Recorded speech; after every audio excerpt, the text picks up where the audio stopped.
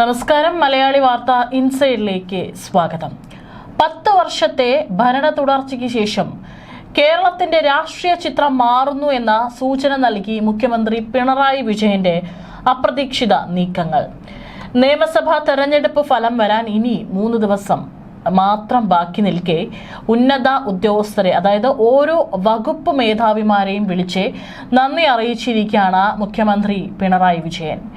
ഇതുവരെയുള്ള സേവനങ്ങൾക്കാണ് നന്ദി അറിയിച്ച് അദ്ദേഹത്തിന്റെ മുഖ്യമന്ത്രി ഓഫീസിൽ ഓരോരുത്തരെയും വിളിച്ചു വരുത്തിയാണ് നന്ദി അറിയിച്ചിരിക്കുന്നത്. കഴിഞ്ഞ ദിവസം സെക്രട്ടേറിയറ്റിൽ നടന്ന കൂടിക്കാഴ്ചയിലാണ് ചീഫ് സെക്രട്ടറി മുതൽ DGP വരെ പങ്കെടുത്തു എന്നുള്ള റിപ്പോർട്ടുകൾ ഇപ്പോൾ പുറത്തു വരുന്നുണ്ട്.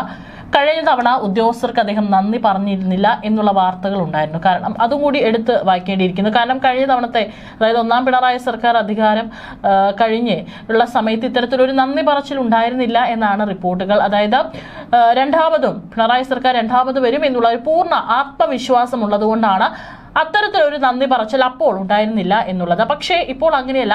എല്ലാ വകുപ്പ് മേധാവിമാരെയും വിളിച്ചു വരുത്തി അദ്ദേഹം പ്രത്യേകമായി നന്ദി അറിയിച്ചിട്ടുണ്ട്. ഒരു വലിയ കാലഘട്ടം തന്നെയാണ്. 10 വർഷമാണ് തുടർച്ചയായി അദ്ദേഹം കേരളത്തിന്റെ മുഖ്യമന്ത്രി സ്ഥാനം അലങ്കരിച്ചിരിക്കുന്നത്.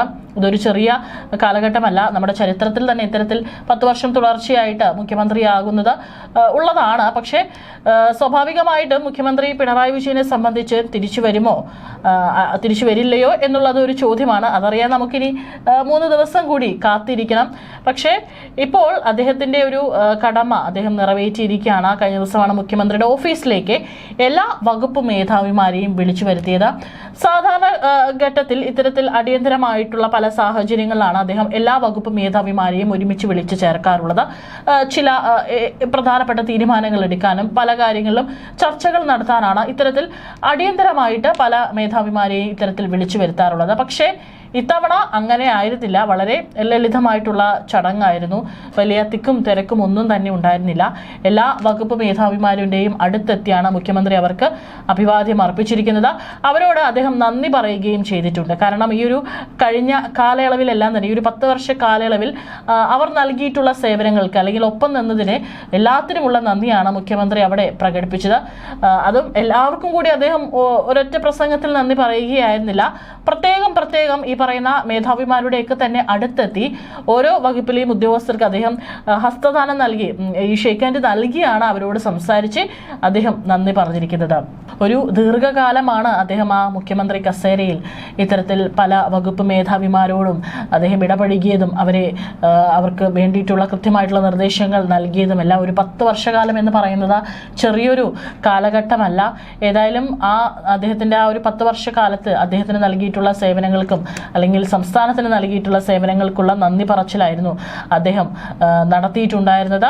ഏതായാലും കഴിഞ്ഞ പതിറ്റാണ്ട് കാലം സർക്കാരിന് നൽകിയ പിന്തുണയ്ക്കും നന്ദി രേഖപ്പെടുത്തി വകുപ്പ് മേധാവിമാർക്ക് അദ്ദേഹം കത്തയക്കുകയും ചെയ്തിട്ടുണ്ട് എന്നുള്ള റിപ്പോർട്ടുകളും പുറത്തു വരുന്നുണ്ട്. സാധാരണഗതിയിൽ ഒരു ഭരണ തുടർച്ച പ്രതീക്ഷിക്കുന്ന മുഖ്യമന്ത്രിയിൽ നിന്ന് ഇത്തരം ഒരു നീക്കം ഫലപ്രഖ്യാപനത്തിന് മുൻപ് ഉണ്ടാകാറില്ല.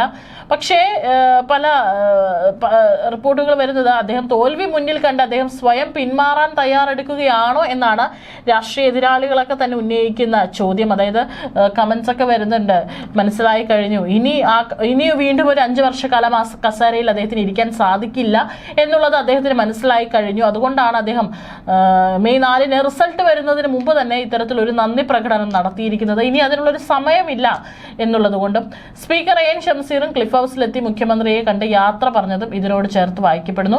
സ്പീക്കർ രാജ്ഭവനിലെത്തിയും ഗവർണർ RV ആർലേക്കറേയും കണ്ട് നന്ദി അറിയിച്ചതും അസ്വാഭാവികമായാണ് വിലയിരുത്തപ്പെടുന്നത്. ഭരണഘടനാ പദവികൾ ഒഴിയുന്നതിന് മുന്നോടിയായുള്ള മര്യാദകളാണോ ഇതെന്ന് രാഷ്ട്രീയ നിരീക്ഷകർ സംശയിക്കുന്നുണ്ട്.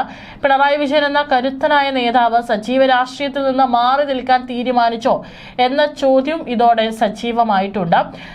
എക്സിറ്റ് പോൾ ഫലങ്ങൾ പുറത്തു വന്നതിന് പിന്നാലെ CPM ക്യാമ്പുകളിൽ അസാധാരണമായ ഒരു മൗനം പടർന്നിട്ടുണ്ട്. പല മുതിർന്ന നേതാക്കളും പറയുന്നുണ്ട് എക്സിറ്റ് പോളുകളിലൊന്നും വിശ്വാസമില്ല എന്ന് പറഞ്ഞാൽ കൂടിയും ഭരണവിരുദ്ധ തരംഗം ആഞ്ഞടിച്ചുവെന്ന വിലയിരുത്തലുകൾ മുഖ്യമന്ത്രിയും ഉൾക്കൊള്ളുന്നു എന്നതിന്റെ തെളിവാണ് അദ്ദേഹം ഉദ്യോഗസ്ഥരെ കണ്ടുള്ള ഈ ഒരു നന്ദി പ്രകടനം. വോട്ടെണ്ണലിന് ശേഷം രാഷ്ട്രീയമായ തിരിച്ചടികൾ ഉണ്ടായാൽ അതിന്റെ ഉത്തരവാദിത്തം ഏറ്റെടുത്ത് അദ്ദേഹം മാറി നിൽക്കാനുള്ള സാധ്യതയെക്കുറിച്ച് പാർട്ടി അണികൾക്കിടയിലും സംസാരമുണ്ട്.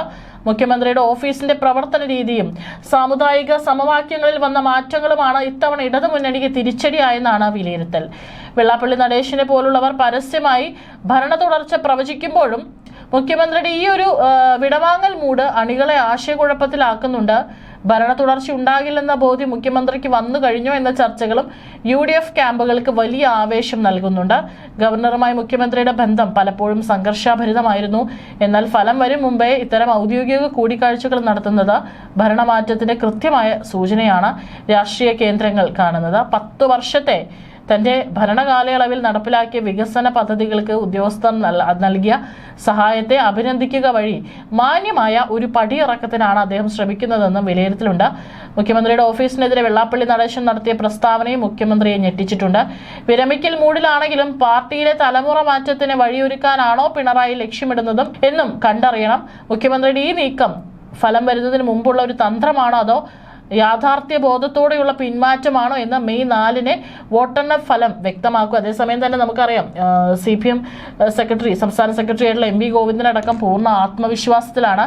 കേരളത്തെ സംബന്ധിച്ച് തങ്ങൾക്ക് യാതൊരു ഉത്കണ്ഠയും ഇല്ലെന്നാണ് MV ഗോവിന്ദനടക്കം പറഞ്ഞു വെക്കുന്നത്. ഇപ്പോൾ പുറത്തു വന്നിട്ടുള്ള ഒരു എക്സിറ്റ് പോളിൽ അദ്ദേഹം പറയുന്നുണ്ട്, 2 കാര്യം വ്യക്തതയോടെ ജനങ്ങൾക്ക് മുന്നിൽ അവതരിപ്പിക്കുന്നുവെന്നും അദ്ദേഹം പറഞ്ഞു.